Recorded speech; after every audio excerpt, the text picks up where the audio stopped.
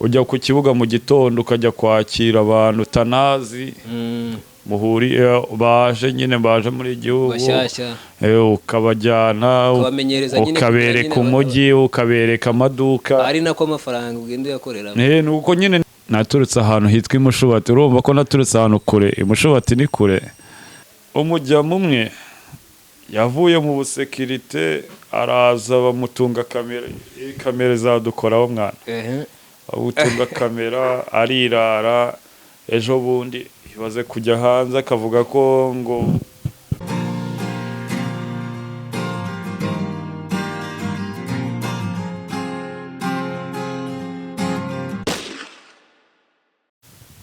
tubaye ikaze abakunzi ba Power TV show mukomeje kutwereka urukundo rwinshi turabibashimiye kabisa mukomeze mudushyigikire mu byo dukora byose uyu munsi dufite umutumirwa bamwita bose nkuvugera reka nivuge nta mugabo bavuga umugabo arivuga nitwa Eric Official abandi umunyarwanda wo guturuka ahantu kure cyane umunyarwanda ubahe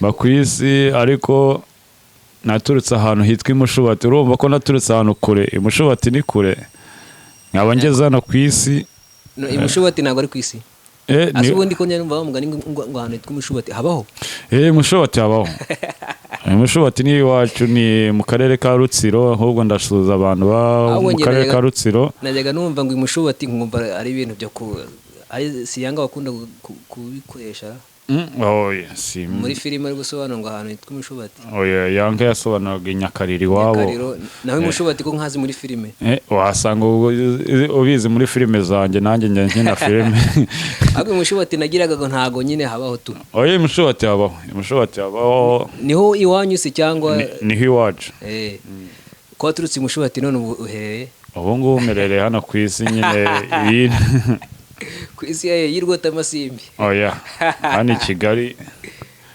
wavuye imushubati ugera i Kigali mva i Kigali nge iburasirazuba iburengerazuba no mu majyaruguru urugendo rwo kuva imushubati kwa Eric kugera aho ari buno rudusangize urugendo ko ari rurerure ako uraza kubisobanura neza ukurikiye Power TV show ukuntu uri aryo wanze kuvuga muri Kigali kandi nge ntago ndi Kigali ngiye turi kuganira gute ubwo turi kuri telefone nyine dusangiza urugendo rwawe nyine kuva imushubati kugera aho uri uyu munsi urugendo ni rurerure urugendo navukiye imushubati niga ku ishuri ribanza rya Ecole do Mushubati umva abantu tuvukira hari mu byaro tuba tujya n'ubundi mu ishuri rya Ecole de ishuri ry'umurenge ishuri ry'umurenge ndangije primaire nagiye kuri segonderi yaho nanone ya Mushubati nigamo kugeza mu wa gatatu segonderi ndangije nibwo naje Kigali nkomereza i Kigali ariko waze kubwira abadukurikiye ahantu uri ndi kwisi wagira ngo wavuye imushubati ukoze amabara ufite ubwoba bw'uko bagusanga kandi naba narayakoze se nkaba ndi kuhavuga ndi proud yaho ukaba waribye nk'utuntu runaka bakavuga ati hariya nimpasubira noneho uramukire wo mu mudugudu wacu aramerera nabi ndi proud y'iwacu imushubati ikibazo ni ahantu uri uyu munsi ahantu ndi ni ku isi ndakuvamo ariko nyine urumva hari n'ibikorwa tuba turi gukora imushubati bya hato na hato turi gushaka kubaka amashuri n'amazu tukubakira abantu niyo projet dufite muri iyi minsi ndumva ari ibintu byiza kabisa nimba ibyo uri kuvuga utatubeshye baca umugani mu Kinyarwanda ngo uzadugaye guhera ntuzatugaye gutinda bizagenda buhoro buhoro ariko bizagenda biza reka tubitegereze ubwo nimba ari byo ubwo n'ubundi uzatubwira tugaruke tubwira abantu badukurikiye ati biriya byarabaye ahubwo nzabajyana vuba aha ngaha tuzagenda dutere kamera tubereke aho ibikorwa bigeze tubwire ubuzima bw'imushubati ku buryo numva nyine buri muntu wese yakumva yagerayo nkanjye ntago mazi imushubati rero kujya kuhavuga byasaba ibintu nk'akari byinshi kantu gatangaje kakurura umuntu nyine ku buryo ntabwo tubona habaye ababogari habaye abakobwa b'inyasito nawe ubundi umva reka nkubwire n'ubwo nujya gushaka nzajya umushubati uzaza umushubati ngiye nkwemereye akubita ari ukubeshya iryo zina ryonyine ryatuma n'umuntu ajyayo mushubati ni heza cyane we nkwemereye kuzagufasha nkaguherekeza tukajya kurambagiza umukobwa hari ukantembereza n'amakaritiye ya mushubati hose muri karitsiye hariya ku baturanyi ni ikihe kintu gitangaje muri karitsiye yanyu ya mushubati umupira tukina umupira bya danje habayo n'abaririmbyi hari n'abaririmbyi isubwa imishubatira uwo ni nk'uwe musani uzwi waturutse imushubati ntago baramenyekana ntago baraza kunoza ariko aho baba bari nyine barakaza reka dutegereze wenda uzabatwereka nabo nzakujyana nzakwereka hari akantu uvuze ngo harabwa beza ukuntu cyane subizi rangira abasore noneho nka ba inosa batafite abakunzi barangira abari nyine ba mushubati nzabajyanayo mwese nzabajyanayo nzabereka n'abandi se kuri kunkiramo mwese none se we hari umugore wari wagira nawe nta mugore uragira nawe nushaka nzakujyana imushubati niba ari utyo bimeze tuzajyana tunanye ndebe ko igihe cyanjye cyaba kigeze ufite umukunzi se wowe umukunzi arahari yaturutse imushubati nawe cyangwa agiye gufata mu yindi mirenge kugira ngo urumva na Bibiliya irabivuga kubemera Imana ariko na Korani nayo irabivuga ngo mwaguke ubwo bishatse kuvuga turaguka nyine tukajya hirya no hino nawe se abakobwa bo mu murenge w'iwanyu wanze ukaba ushaka nkumva baca umugani mu kinyarwanda ngo nta muhanuzi wemerwa iwabo nyine urumva tujya guhigira ahandi ufite bashiki wawe bashiki ndabafite ubwo se nka inosa wamuherezamo umwera uyu muhungu turi kumwe inosa shaka inosa se wapi kubera iki inosa bikomeje kugorana byasaba inama ako hari akantu numvise ngo uri mu bantu batembera ahantu henshi gutembera ahantu henshi nk'uko nakubwiye natembereye mu majyepfo mu majyaruguru iburasirazuba na hano mu mujyi wa Kigali hose naragera ako kantu uraza kukadusobanura ukuntu uri i Kigali kandi ngewe nkaba ntari i Kigali ubwo nyine turi kuri telefone none se turi kuvugana kuri video call ngo watembereye ibihugu byinshi ibihugu tugiye gukora stage y'amashuri y'amasomo narindi kwiga ariko ntago niyo twabibona ntago birenze nka 2 cyangwa 3 ni nk'ibihe bihugu wagiyemo hano hirya se aha ni muri Congo i Burundi muri Tanzania konzi ko warenze amazi magari se ubwo ntaya Tanganyika se cyangwa Nyabarongo wararenze amazi magari ukaza udusanga ariko ahantu undi urumva na Nyabarongo n'amazi magari ndakuvamo n'uruzi Nyabarongo nayo kugira ngo nyambuke nabyo byantwaye ibintu byinshi igishoro hari amakuru nabwiwe n'umuhungu hano turi kumwe ntashatse kuvuga izina ngo rumwe mu bantu babaye Dubai igihe kirekire Dubai rero Dubai ubundi Dubai hameze gute ku muntu ushaka kuhasura Dubai ubundi ese wari uzi ko Dubai ari umujyi ntago mazi ngiye hambwire Dubai ni umujyi muri UAE muri Leta Zunze Ubumwe z'Abarabu akaba ari umujyi ukomeye uzwiho ubucuruzi n'inyubako nyinshi ziri hejuru zirenze hari kabamo n'inyubako ya mbere ku isi ariyo Burj Khalifa hakabayeho n'amakaritsiye menshi nka Dehira Naif aho ngaho niho usanga abanyarwanda kandi mbibutsa ko hari n'igitaramo cya Kevin Kadevu ahangaha gitegurwa ibyo turaza kubigeraho n'ubundi kuko uri umwe ngo mu bagiteguye ndimwe muri crew bategura turaza kubigeraho nta kibazo Dubai ni ahantu byoroshye kuhashakira ubuzima icyambere cya Dubai rero ntago bikomeye nta nubwo byoroshye. Icyo mvuga ngo ntago bikomeye nta nubwo byoroshye ni ikintu kimwe nabonye. Hari abantu benshi bajyayo bakamarayo ukwezi kumwe bikabira bananiye. Hari n'abandi bamarayo imyaka n'imyaka. Abantu nka ba Batman, nka ba Bituke, Sadat Bituke uramuzi wa wundi Riderman yaririmbye. Hakabayo wa Patrick, abo ni abantu ubundi tubita ba Arbab, abakire. Abakire hariya bamwita Arbab. Abo ni bamwe bari ba Arbab babaye igihe kinini ariko nta yindi banga bakoresheje ni ukuhozaho. Abenshi rero bajyayo ugasanga yagucanga rimwe ugahita uvuga ati kanitahire. Ubundi tubyita gucafuka, agacafuka agahita ataha.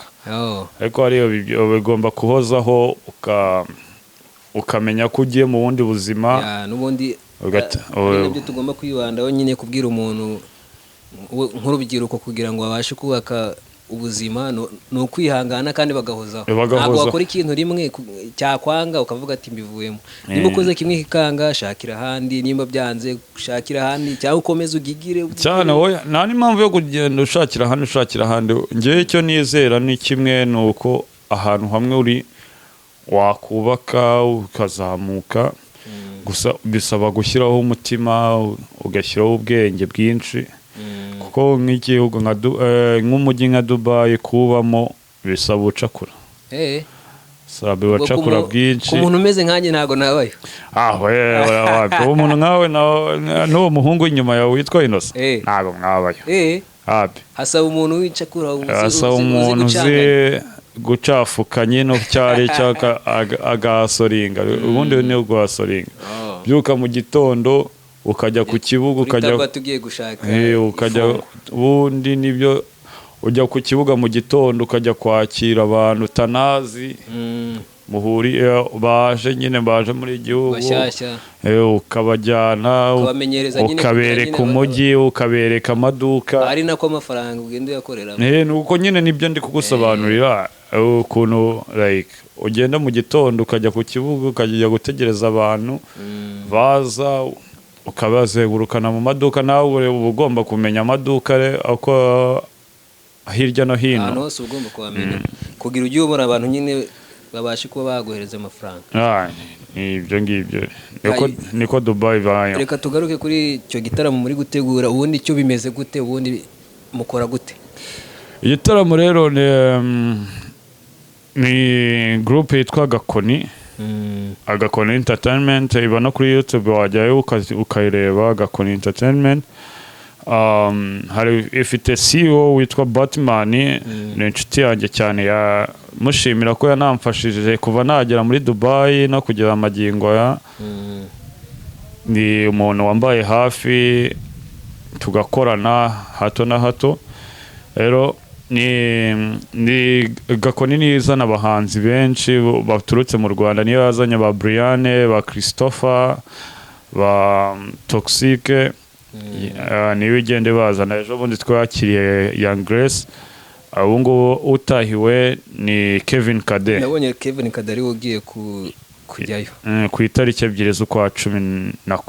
Ako hari amakuru nagiye numva kera nko ku itangazamakuru bavuga ngo aba bahanzi baratubeshya ngo nk'umuntu amutumira ku giti cye kuko nyine bari hanze baba bafite amafaranga, akaza agataramira nk'abantu batarenze 10. Ariyo mpamvu abahanzi batajya bashyira amafoto hanze ibitaramo bagiye bakorera nyine mu bindi bihugu. Ubundi byitabirwa ku ruhe rugero nyine? Urumva abanyarwanda baba nko muri Dubai ni abanyarwanda bashyira hamwe. barafashanya pe. Nkuko nkubwira ngo Batman, ariko Batman ntago yabyishoboza atagize yandi maboko amufasha. Ni uko nakubwiye nka ba Bituke uramuzi muri showbiz yo mu Rwanda, afasha showbiz yo mu Rwanda cyane, akatugira twebwe tugafashanya. Urumva ko rero dushyize hamwe tugera ku bintu byinshi, kandi abanyarwanda barimo dukora mu gitondo benshi kandi abahanzi iyo baje baperforminga nijoro turagenda tukajyamo tukatarama. biba byitabiriye ku urugero rungana gute nyine ugereranyije wenda n'ibitaramo abahanzi bakorera mu Rwanda? Urumva ibitaramo abahanzi bakorera mu Rwanda haba harimo abantu benshi kubera ko abenshi babinjiye ubuntu, abenshi bakahabwa ngo invitation, ariko ntabwo ariko bimeze mu mahanga. Mu mahanga urumva umuntu yagiye gutegura cyane cyane nko muri Dubai ni ahantu hahenze kujya gufata club ngo ushyiremo umuntu birahenda cyane. Rero kujya gushyiramo abantu ngo binjirire ubuntu byaba byiza ugashaka aba sponsor ahubwo ukabona makeya, warangiza abandi bantu bake baza nabo bakinjira ukongeraho kuruta ko wakwinjiriza abantu ubuntu, kuko hariya umuntu wese aba ari gukora. Rero ugiye kubivuga ngo ni ubuntu kandi abantu bose bari gukora ntabwo byaba ari sawa. Kabisa. Burya reka nkubwire rero, burya ntuzanakunde n'ibintu by'ubuntu. Ibintu by'ubuntu bizana ibibazo byinshi. Gute?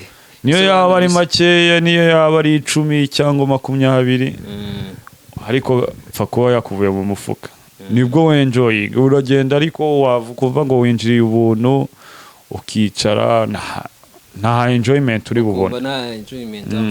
Ariko iyo uzi ko wasohoye akantu uranabyina ukavuga reka mbyinira akanjye. Iki gitaramo cya Kevin Kade giteganyijwe ryari, kugira wenda niba hari umuntu uri kutureba uteganya kujya kumureba amenye ngo ni ryari? Kiri ku itariki 2 z'ukwa 11. Kizabera muri Deira muri Matrix Hotel hari Naif. Kikazatangira saa 2 z'umugoroba isaha zo muri Dubai. Ubwo ni Dubai bari imbere y'amasaha 2 yo mu Rwanda, ubwo ni saa 12 zo mu Rwanda. Nibwo kizaba gitangiye. Hazaba harimo abahanzi benshi, harimo umuhanzi wacu Iri Kocho, harimo abahanzi benshi bo muri Dubai, harimo abahanzi benshi by the way. N'ubundi turi kuvuga ku bijyanye n'umuziki n'ibyo bitaramo bya Kevin Kade muri Dubai. Nta yahe makuru agezweho muri showbiz yo mu Rwanda? Makuru agezweho ndikumva ngo hari amakuru amwe meza ariko menshi yiganjemo ngo ntabwo ari meza. Amakuru atari meza rero reka duhere ku makuru atari meza. Amakuru atari meza, showbiz yo mu Rwanda rero ikibazo kisigaye kibaho, abantu bariraye cyane, babahaye freedom, babahaye uburenganzira, barafunguka bararengera. Hari nk'umujyama burya reka nkubwire rero Mfro burya kwiga bajyaga batubwira ko ishuri ari urufunguzo rw'ubuzima. Yaje mu gitondo mbyutse mfungura Instagram mbona akavido k'umugabo bita Sabe ari kuvuga ngo burya kwiga ni byiza. Nanjye nakuze Sabe kabisa, kwiga ni byiza kandi ni ubuzima, kwiga ni ubuzima.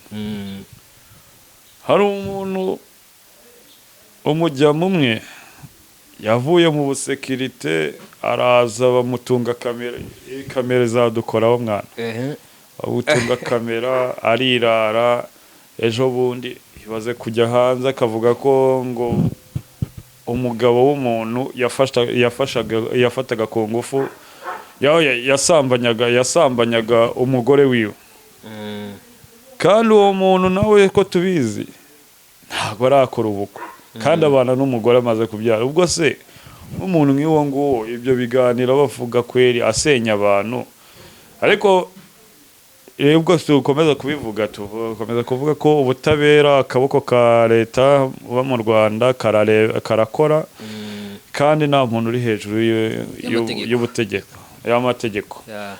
Rero uwo muntu fatakumavuta breaking news, fatakumavuta yitabye ribu, ari mu maboko yataraye.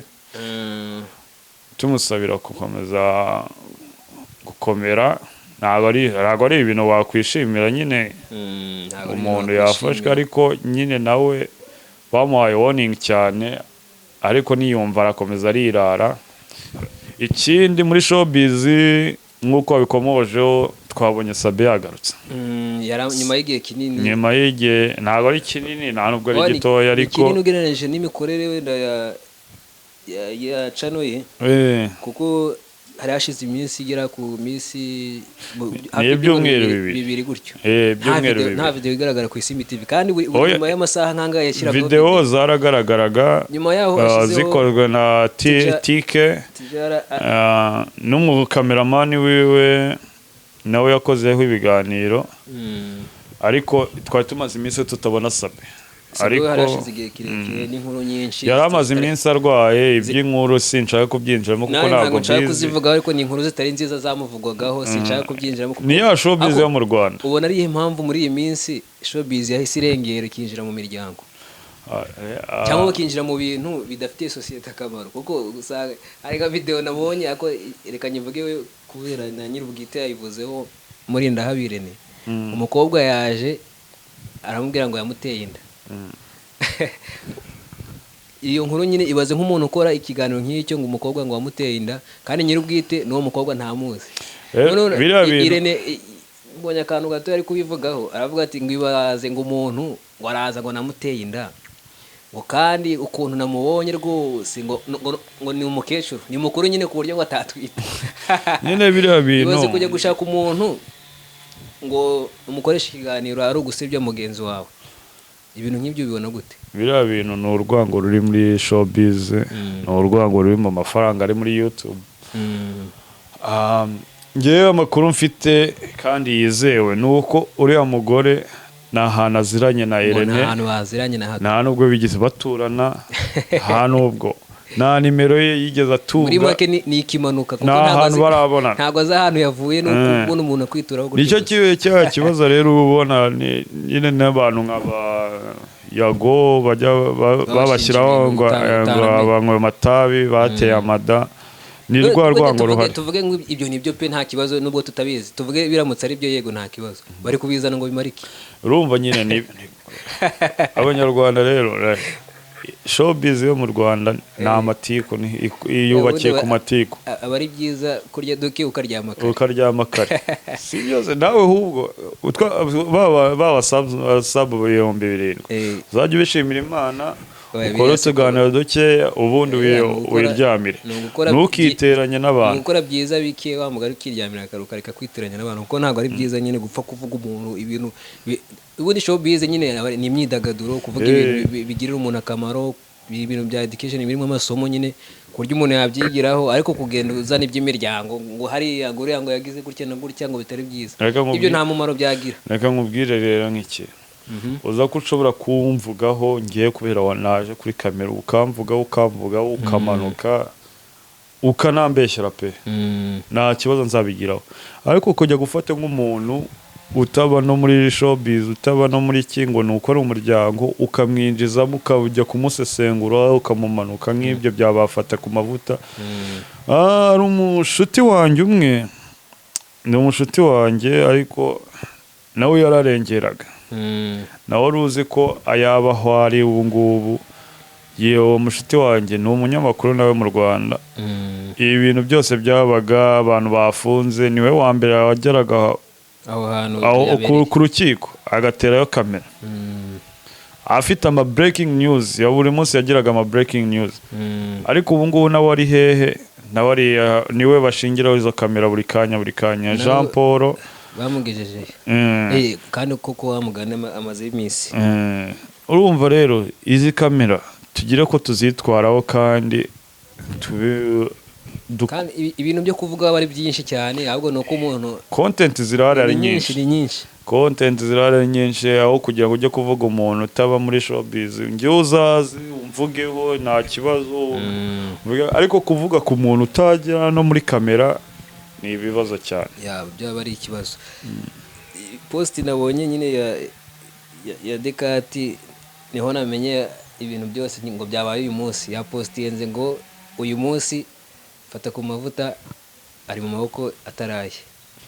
Sabe ngo uyu munsi yagarutse, na Dekati yaramaze igihe kinini nta kintu akora, Dekati yarashaje nawe ngo ko ngo yagarutse ra kare Dekati yarashaje reka tubitegereze indi nkuru nziza we nishimishije ku muntu iyo umuntu yavuga bamora iki nawe ngo yavuye mu maboko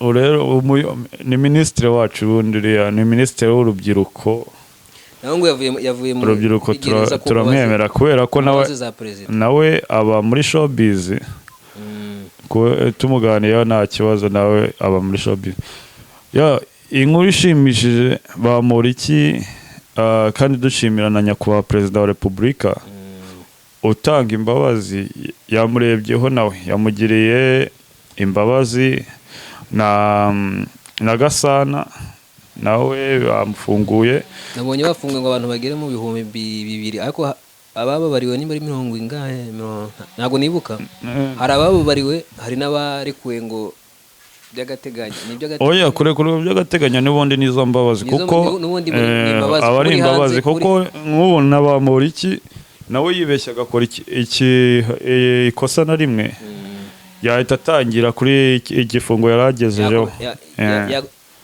igihano bamuhereza cyaza gikomereza kuri cya yabanza ahantu imyaka bamukatiye ahantu yarigejeje n'igihe yarasigaye nicyo cyabanza ubundi bagakurikiraho icya gihano cy'icyo yakoze niko biba bigomba kumera ariko ni ibintu byo gushimira ariko turishimye cyane welcome back muri Kigali hariya hantu rero bahita Guantanamo wa mugani wa Yakamwana Yakamwana mwarabanye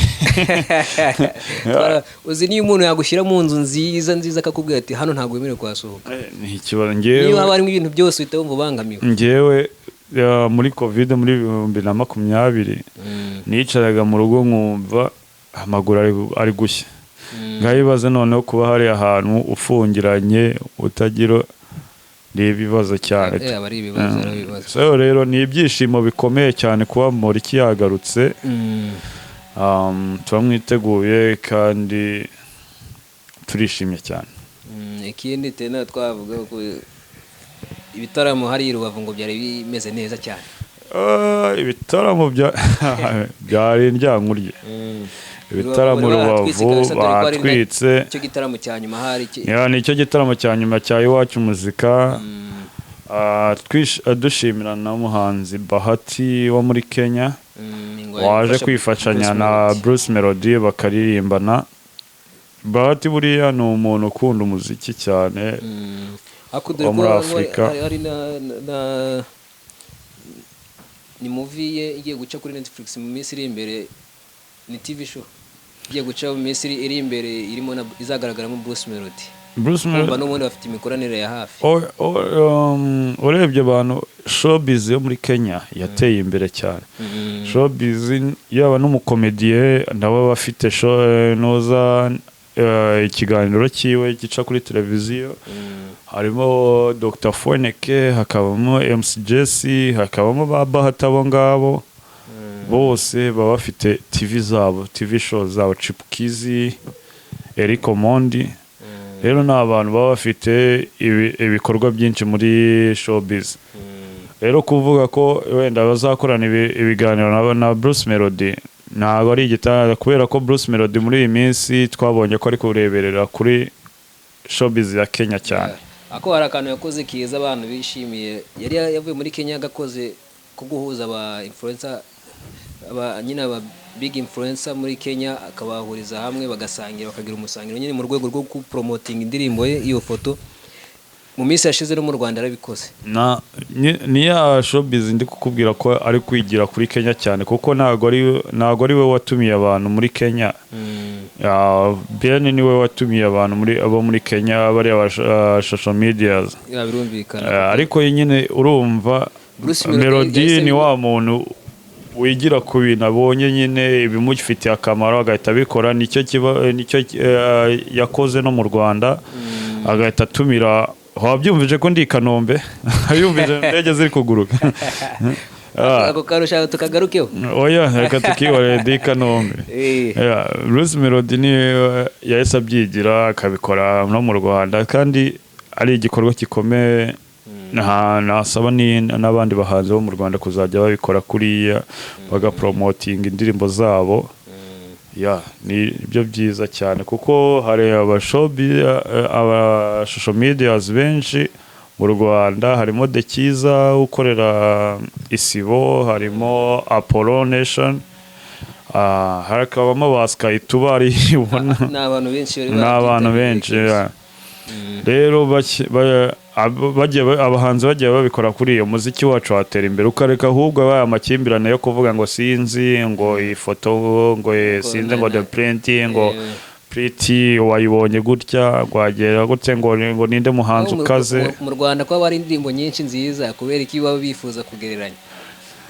Ni cya kintu nyine cyo kudashyira hamwe, cya kintu cyo kudashyira hamwe cy'Abanyarwanda. Kuko ndakeka ko buri ndirimbo n'ubundi biterwa n'umuntu uri kuyumva, bigaterwa n'aho ari kuyumvira. Ndakeka ntago wacuranga indirimbo iyo foto uri mu bukwe. Wayicuranga ahantu hose, wayicuranga ntago wayicuranga uri gusohora umugeni. Wamusoro none se ejo bundi tujye nko kuri siporo, ejo bundi nasetse muri stade Amavubi amaze gutsindwa igitego kimwe. Urazi indirimbo bashyizemo ngo ni bashyizemo iyihe ngo birakaze iranani ayo mu DJ nawe ako kuba indirimbo nyine ari nziza ntago byabuze indi kuba nziza, zaba nziza ari ebyiri ari eshatu ari enye. Nicyo nkundira abahanzi bo muri Nigeria, n'abahanzi barusha amabifa abahanzi bo muri Nigeria. Ariko abahanzi bo muri Nigeria bagiye hanze barafashanya bagapromotinga indirimbo, ukabona David yishimiye indirimbo ya Zikidi kandi ku ruhande batanavugana batanabonana, ba Burna Boy bariko bagera hanze bakishimana. Ko nk'indirimbo za hafi ya zose za David yagiye azandikirwa na Kiss Daniel, ariko Kiss Daniel ugasanga yarakiri hasi, ariko nyine aho yaboneye ko like indirimbo zivamo ibintu byinshi, message nyinshi, nawe yatangiye gukora. Ariko indirimbo hafi ya zose za mbere za David niwe wazimwandikiraga. Ndikumva ibyo twaganiraho ni byinshi nyine muri iyi myidagaduro. Reka tube dusoreje hano. Ni ikihe kintu wabwira noneho abari badukurikiye abakunzi ba Power TV Show? Ikintu nababwira rero, mukore subscribe, like and share, kandi ndabasuje cyane. Kandi ibiganiro bya Power TV Show ni Power TV Show, Power TV Show Power TV Show nakagaruka, bakore subscribe, ubundi dutezanye imbere, dukomeze imbere. Kandi mbibutsa ko banakorera kuri Empire ETV Rwanda, naho ntibazahibagirwe, bajye batwandikira, bakore share, comment. Wanyemere nkamamaza? Nta kibazo wakwamamaza, amamaza. Abantu mukeneye ibikoresho bya siporo, yaba amajezi, nk'ubu ngo Amavubi bagiye gukina CHAN, ibikoresho amajezi y'amasita y'Amavubi mwayasanga muri magaze Sport Class, yaba imipira ya volley, ya basket, ya futu, inkweto n'amaga y'abagaridiye, byose mwabisanga muri magaze Sport Class. Okay. Ongera ugasubire muri magaze Sport Class. Magaze Sport Class kwa Hassan. Yes. Mwahagera mukareba ibintu bihari bakorera mu mujyi hano i Kigali. Noneho akantu tugiye gusubizaho ni akantu kamwe.